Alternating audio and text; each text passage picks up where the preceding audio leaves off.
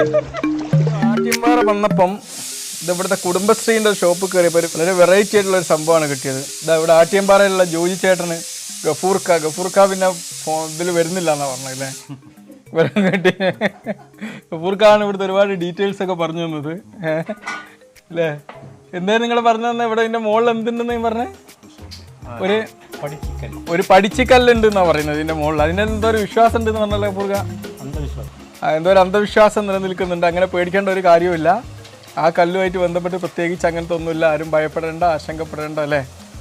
എല്ലായിടത്തും കുടുംബശ്രീൻ്റെ എന്തെങ്കിലുമൊക്കെ സംരംഭങ്ങൾ ഉള്ളത് വല്ലാത്തൊരു ആശ്വാസമാണ്. കാരണം നമുക്ക് ഫ്രഷ് ആയിട്ടുള്ള ഭക്ഷണം കഴിക്കാമല്ലോ അല്ലേ. ഇത് ഏറ്റവും വലിയൊരു വിറ്റ്. ഇത് എവിടെ നിന്ന് ഉണ്ടാക്കിയെന്ന് ചോദിച്ചു നോക്കുമ്പം നമ്മൾ ഹോസ്പിറ്റലിൻ്റെ തൊട്ട് മുമ്പ് നിന്ന് ഉണ്ടാക്കുന്ന സംഭവം എന്ന് പറഞ്ഞപ്പോൾ എനിക്ക് അത്ഭുതം തോന്നി. തികച്ചും വെറൈറ്റി ആയിട്ടുള്ള ഒരു റിങ്, നല്ല ടേസ്റ്റ് വ്യത്യാസമുണ്ട്. ഉപ്പും അല്ലേ, ഉപ്പും മധുരം എല്ലാം കൂടി മിക്സഡ് അല്ലേ ജോർജ് ചേട്ടാ? ഏതായാലും നമ്മുടെ കുടുംബശ്രീയുടെ സിന്ധു ചേച്ചിയുടെ കടയിൽ നിന്ന് നല്ല അടിപൊളി ഒരു കോഫിയും എല്ലാം കുടിച്ചിട്ട് ഞാനിത് ആദ്യംപാറയിലേക്ക് ഇറങ്ങാൻ പോവുകയാണ്. ഇവിടുന്ന് ഒരു തോർത്തുമുണ്ടൊക്കെ വാങ്ങി ചിലപ്പം കുളിക്കാൻ പറ്റിയാലൊന്ന് കുളിച്ചേക്കാം. ഇത്രയും സുന്ദരമായ സ്ഥലത്തേക്ക് പ്രവേശിക്കാനുള്ള ടിക്കറ്റ് കേട്ട് ഞാൻ ഞെട്ടിപ്പോയി. ആകെ 20 രൂപ. ഇതിൻ്റെ ഈ വെള്ളച്ചാട്ടത്തേക്ക് പോകാൻ 10 രൂപ, ഇതിൻ്റെ മുകളിലുള്ള ചിൽഡ്രൻസ് പാർക്ക് മറ്റെല്ലാം സന്ദർശിക്കാൻ വെറും 10 രൂപ. ഇവിടെ വരുന്ന വാഹനങ്ങൾക്കൊക്കെ പാർക്ക് ചെയ്യാൻ വേണ്ടി അതിവിശാലമായിട്ടുള്ളൊരു പ്ലേസ് തന്നെ ഇവിടെ ഉണ്ട്. ഏതായാലും ഇവിടെ നല്ല മനോഹരമായിട്ടുള്ള എല്ലാ പുതിയ ഫുഡ്സൊക്കെ അടങ്ങിയിട്ടുള്ള ഒരു റെസ്റ്റോറൻ്റ് ഉണ്ട് അല്ലേ. ഇവിടുത്തെ ഈ ഒരു KCBയുമായിട്ട് ടൈപ്പിലായിട്ടാണ് ഈ രണ്ട് സംഭവം ഇവിടെ ഉണ്ടായിട്ടുള്ളത്. ഇവിടെ ഒരു ബോട്ടിംഗ് കേന്ദ്രമാണ്. ഈ ബോട്ടിംഗ് ഇപ്പം വർക്കിംഗ് അല്ല. ഏതാണ്ട് ഇവർ പറയുന്നതെന്ന് വെച്ചാൽ 2 ദിവസം കഴിഞ്ഞിട്ടല്ലേ, 2 ആഴ്ചക്കുള്ളിൽ ഇവിടെ ഓപ്പൺ ആവും. തീർച്ചയായിട്ടും ഇനിയിപ്പോൾ കുട്ടികളൊക്കെ വരുമ്പോൾ ഇവിടെ നല്ല ഒരു ബോട്ടിംഗ് ആഘോഷിക്കാനുള്ള സംവിധാനം ഇവിടെ ഉണ്ടാവും. ഇത് ഇവിടെ ജമ്പിങ്ങിന് വേണ്ടിയുള്ളതാണ്. നിങ്ങളെന്താ ഇവിടെ പ്രവാസ ജീവിതമൊക്കെ അവസാനിപ്പിച്ച് ഇവിടെ നല്ലൊരു വർഷത്തിന് ശേഷമുള്ള പ്രവാസ ജീവിതമാണിത്. ഇവിടെ കൂൾബാറൊക്കെ നടത്തുകയാണ്. അടിപൊളിയാണല്ലോ. ഇവിടെ അങ്ങനെ ക്ഷീണിച്ച് അവശരായി വരുന്നവർക്ക് കൂൾബാറിൽ വന്ന് ഭക്ഷണം കഴിക്കാന്ന് പറയുന്നത്.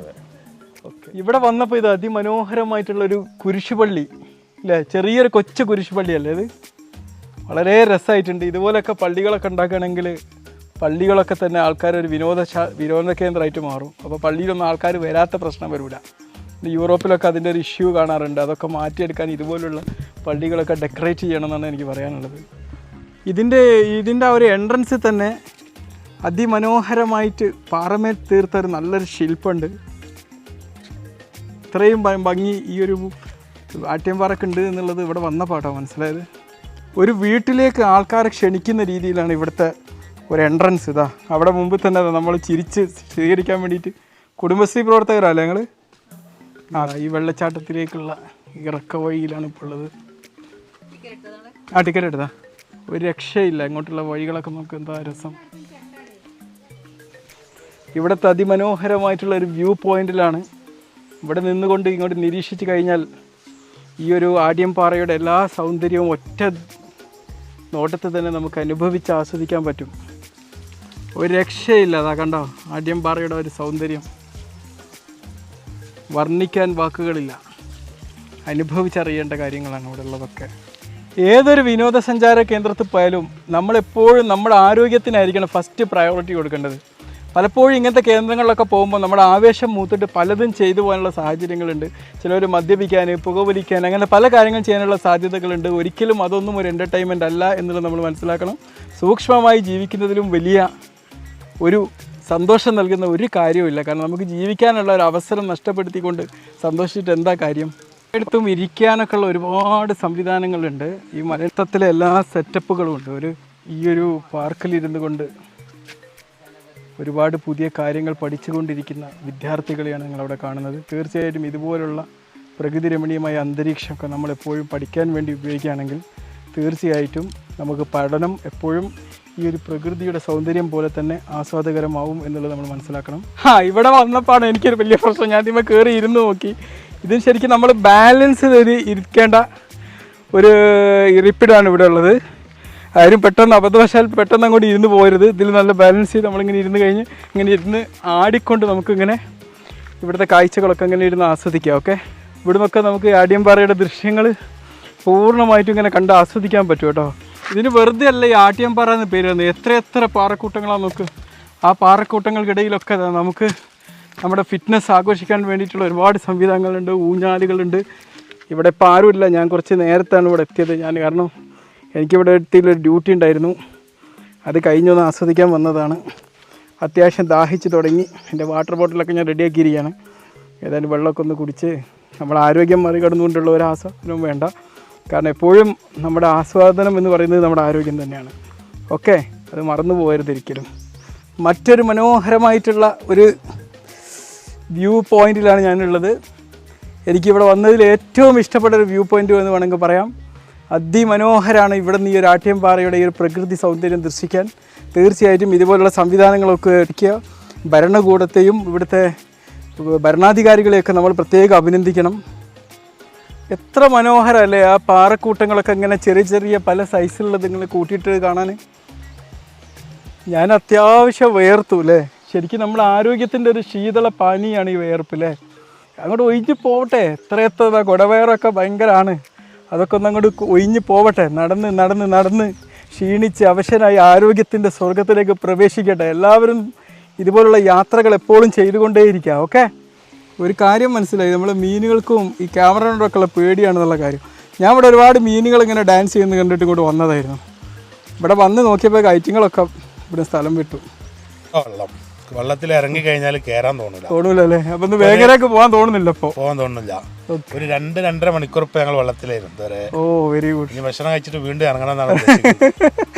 അതാണ് വെള്ളം, ഫ്രഷ് വെള്ളം അല്ലേ. വേണേ കുളിക്കുകയും വേണേ കുടിക്കുകയും ചെയ്യാം, എല്ലാം പറ്റും. ഓക്കെ, ഏതായാലും ഞാനിതിലൊന്ന് ചാടി നോക്കട്ടെ. ഇവിടെ വരുന്നവർ പ്രത്യേകം ശ്രദ്ധിക്കേണ്ട ഒരു കാര്യം എന്താണെന്ന് വെച്ച് കഴിഞ്ഞാൽ ഇവിടെ സ്ലിപ്പ് ആവാനുള്ളൊരു സാധ്യത ഉണ്ട്. അത് പ്രത്യേകം ഒന്ന് ശ്രദ്ധിക്കണം. നമ്മുടെ തൃശ്ശൂരിൽ നിന്ന് വന്ന നമ്മുടെ റമീസ് ഇല്ലേ, റമീസ് ഭായിക്ക് ഒരു പാറമുട്ട കിട്ടിയിരിക്കുകയാണ് ഇവിടുന്ന്. ഇതാ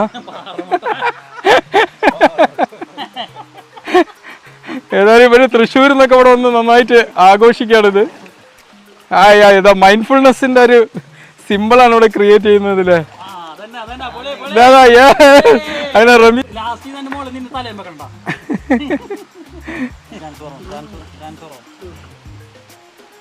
വെരി ഗുഡ്, വെരി ഗുഡ്.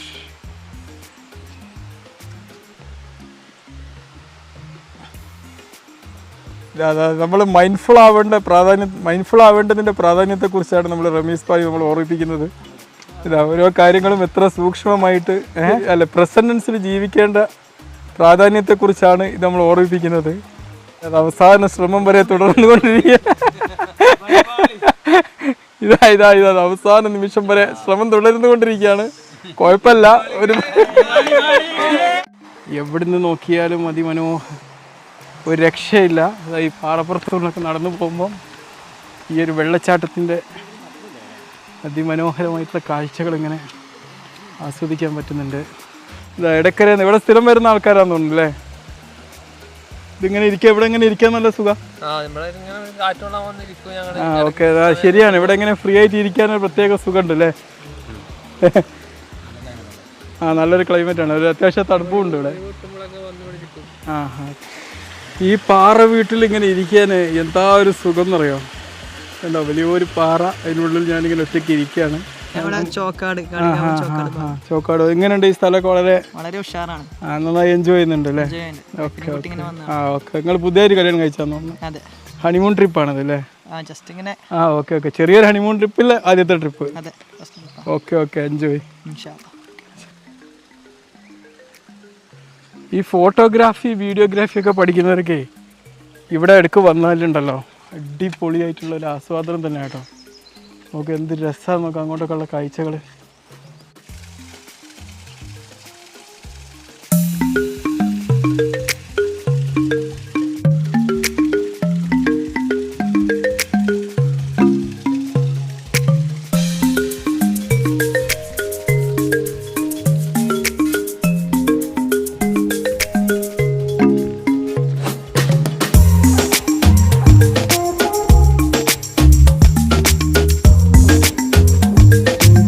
ഈ ഒരു ഷോപ്പ് വന്നപ്പോൾ എനിക്ക് വളരെ രുചിയൂറും നെല്ലിക്ക അല്ലേ, തേൻ നെല്ലിക്ക, വളരെ ടേസ്റ്റുള്ള നെല്ലിക്ക ഞാൻ രുചിച്ചു. വളരെ ഒരു അനുഭൂതി തോന്നി. കാരണം ഇത്രയും പ്രകൃതിയൊക്കെ ആസ്വദിച്ച് ഇവിടെ വന്ന് ആ തേൻനദിക്ക് നുകർന്നപ്പോൾ വല്ലാത്തൊരു സുഖം തോന്നി. ഞാനിപ്പോൾ നമ്മൾ വിചാരിക്കേണ്ട, നമ്മൾ പല ടൂറിസ്റ്റ് ഡെസ്റ്റിനേഷനിൽ പോയാലും ഉള്ളോട്ട് ഇറങ്ങിക്കഴിഞ്ഞാൽ അവിടെ ഷോപ്പ് ഉണ്ടാവില്ല. ഇവിടെ എങ്ങനെ ഒരു ഭാഗ്യമുണ്ട്, എല്ലായിടത്തും കൊടികുത്തി മലയിലൊക്കെ പോയിട്ട് അവസാനം നമ്മൾ വിശന്ന അവശരായി പോയിരുന്നു. ഇവിടെ അതിനൊന്നും ഒരു വിഷയമില്ല എന്നുള്ളതാണ് അല്ലേ? എല്ലാം ഉണ്ടല്ലേ? Okay okay. അതുപോലെ തന്നെ ഇവിടുത്തെ ഒരു സ്പെഷ്യൽ ഐറ്റമാണിത്, മുളയരി അല്ലേ? ഈ കയറ്റൊക്കെ കയറി ഇങ്ങനെ വരുമ്പം അനുഭവിക്കുന്ന ആ ഒരു കിതപ്പുണ്ടല്ലോ, അത് ഒരു ഫിറ്റ്നസ്സിൻ്റെ ആരോഗ്യത്തിൻ്റെ മേഖലയ്ക്കുള്ള ഒരു കിതപ്പാണ്. ഇതായിരിക്കണം നമ്മളെപ്പോഴും നടന്ന് ഇങ്ങനെ അടിപൊളിയായിട്ട് നടന്നിട്ട് ഈ കയറ്റം കയറലൊക്കെ അങ്ങോട്ടൊരു ഉത്സവമാക്കി മാറ്റണം. ഓക്കെ, ഇവിടുത്തെ ഒരു പ്രവാസി ഷോപ്പിൽ കണ്ടില്ലേ, ഷോപ്പിൻ്റെ ഉള്ളിൽ തക്കാളി കൃഷി ചെയ്യുന്നൊരു കാഴ്ച നിങ്ങൾ കാണുന്നത്. ഓക്കെ, ഇനിയുള്ള എൻ്റെ യാത്ര ഈ ഒരു ആഢ്യൻപാറയിലെ പവർ ഹൗസിലേക്കും അതിനോട് ചേർന്നുള്ള ചിൽഡ്രൻസ് പാർക്കിലേക്കുമാണ്. ഇവിടെ ഇങ്ങനെ ഇരിക്കും നല്ല ഒരു സുഖം കേട്ടോ. ഇതിൻ്റെ ബാക്കിൽ നിന്നൊക്കെ നല്ല എന്താ പറയുക, നല്ല ഈ ഒരു വെള്ളച്ചാട്ടത്തിൻ്റെ ശബ്ദമൊക്കെ കേൾക്കാം. നല്ലൊരു കാറ്റ് നമ്മൾ അലയടിച്ച് വരുന്നുണ്ട്. പൊതുവെ അവിടെ ഇങ്ങനെ ഇരുന്ന് റിലാക്സ് ചെയ്യാൻ നല്ല രസമാണ്. അതിൻ്റെ ബാക്ക്ഗ്രൗണ്ടൊക്കെ ഉണ്ട്. അതിൻ്റെ മുകളിലൊക്കെ ഒരു പന്തൽ പോലെ ഒരു മരം തന്നെ നമുക്ക് ഒരു തണൽ നൽകുന്നുണ്ട്. ഈ ഒരു പവർ ഹൗസിനോട് ചേർന്ന് ഇങ്ങോട്ട് നോക്കുമ്പം നിലമ്പൂരിൽ നിന്ന് ഈ അടിയമ്പാറ കാണാൻ വന്ന ഒരാളാണ്. എന്താണ് പറയാനുള്ളത് ഇതിനെക്കുറിച്ച്? സ്ഥലം അടിപൊളി സ്ഥലമാണ്, കാണാൻ എല്ലാവർക്കും നല്ല ഭംഗിയാണ്. മലയോര മേഖലയുണ്ട്, നല്ല മഴക്കാലത്താണ് ഏറ്റവും ബെറ്റർ. അതെ, ഇപ്പം വെള്ളത്തിനൊരു കുറവുണ്ട് അല്ലേ? ഇപ്പൊ വെള്ളത്തിന് കുറവുണ്ട്, വെള്ളച്ചാട്ടത്തിൻ്റെ ഒക്കെ കുറവ്. എന്നാലും കാണാൻ നല്ല ഭംഗിയാണ്. വൈകുന്നേരമൊക്കെ ഒന്ന് ആസ്വദിക്കാൻ പറ്റും. ആസ്വദിക്കാം, നല്ല സൗന്ദര്യമാണ്, നല്ല ഇളം കാറ്റും നല്ലൊരു പ്രകൃതിയും ഭംഗിയാണ്. ഏറ്റവും കൂടുതൽ ആസ്വദിക്കും. ഇവളാണ് ശരിക്കും ആസ്വദിച്ചത്. ഇവളാണ് കൂടെ ഉണ്ട്. എന്താണ് നീ എങ്ങനെ ആസ്വദിച്ചോ? നന്നായിട്ട് നീ നന്നായിട്ട് ആസ്വദിച്ചോ? എന്താണ് പറയാനുള്ളത് ഈ സ്ഥലത്തെ കുറിച്ച്? നിനക്ക് ഇനിയും ഇവിടെ വരാൻ തോന്നുന്നുണ്ടോ? അങ്ങനെ പ്രകൃതിയൊക്കെ ഇഷ്ടപ്പെട്ട് ഇവിടുന്ന് വെള്ളത്തിൽ നിന്ന് കുളിക്കാനൊക്കെ തോന്നുന്നുണ്ടായിരുന്നു? Okay, very good. കാറ്റൊക്കെ എങ്ങനെ ഉണ്ടായിരുന്നു? നല്ല കാറ്റ്, നല്ല. എല്ലാവരും ഇവിടെ വിസിറ്റ് ചെയ്യുമെന്ന് പറയും. എല്ലാവരും ഈ സ്ഥലം സന്ദർശിക്കണം എന്ന് പറയാം.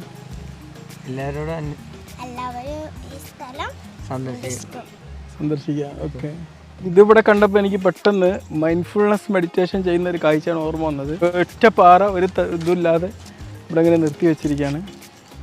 വളരെ മനോഹരമായിട്ടുള്ളൊരു കാഴ്ചയാണ്, ഒരു മൈൻഡ്ഫുൾനെസ് കാഴ്ചയാണ്. അവിടെ കുറേ പേരുണ്ടായിരുന്നു. ഈ ആഢ്യൻപാറ കാണാൻ വേണ്ടി തൃശ്ശൂരിൽ നിന്ന് വന്ന ചങ്ക്സാണ്. എന്താ വെള്ളമില്ലെങ്കിലും കുഴപ്പമില്ല, കാണാൻ രസമുണ്ട്. ഓ, നല്ല നല്ല അടിപൊളി പാറക്കൂട്ടങ്ങളുണ്ട്.